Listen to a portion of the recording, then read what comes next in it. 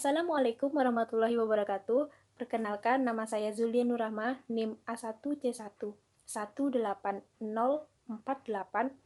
Di sini saya ingin menjelaskan mengenai permasalahan saya yang terdapat pada blog saya. Permasalahan saya yang pertama yaitu dalam blog saya kan sudah dijelaskan mengenai adisi HCN.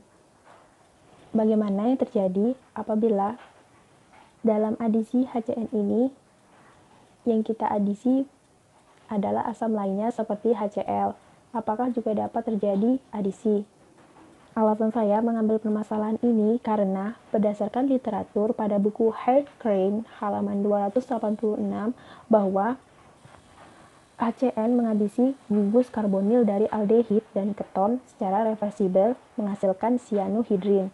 Dari pernyataan inilah saya mengambil permasalahan bagaimana yang terjadi apabila yang diadisi itu asam selain HCN, contohnya seperti HCl. Apakah juga dapat terjadi adisi?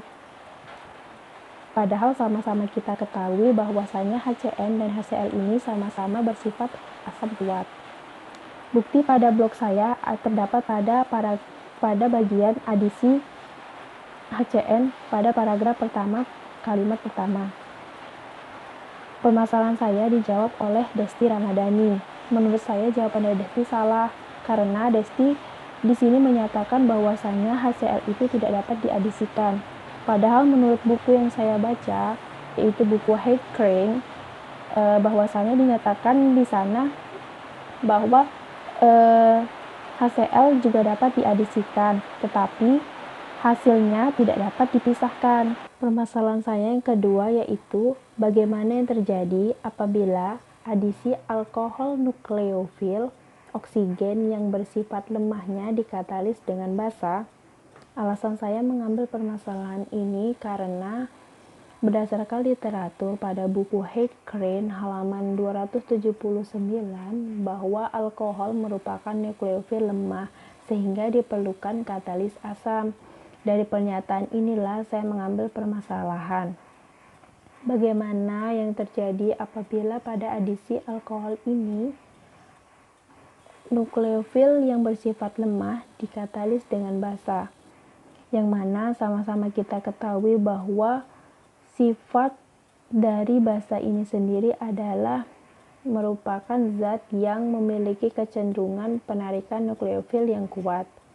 Bukti dari permasalahan saya ini terdapat pada blog saya pada bagian adisi alkohol pada paragraf pertama, kalimat pertama.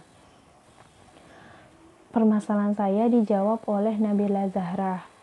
Menurut saya jawaban dari Nabila salah karena Nabila di sini tidak menjelaskan mengenai alasan yang lebih rinci lagi mengapa ketika digunakan katalis basa maka yang dihasilkan adalah reaksi aldol.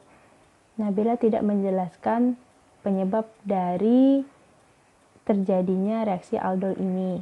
Permasalahan saya yang ketiga yaitu mengapa dalam adisi air hidrat pada sebagian aldehid dan keton lainnya tidak bisa diisolasi. Alasan saya mengambil permasalahan ini karena pada literatur buku Heart-Crane halaman 282 bahwa sebagian besar aldehid atau keton lainnya hidrat tidak dapat diisolasi.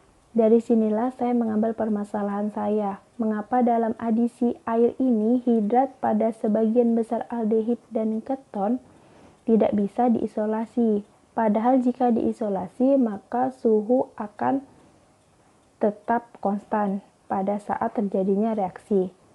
Bukti pada blog saya terdapat pada bagian adisi air paragraf kedua kalimat pertama.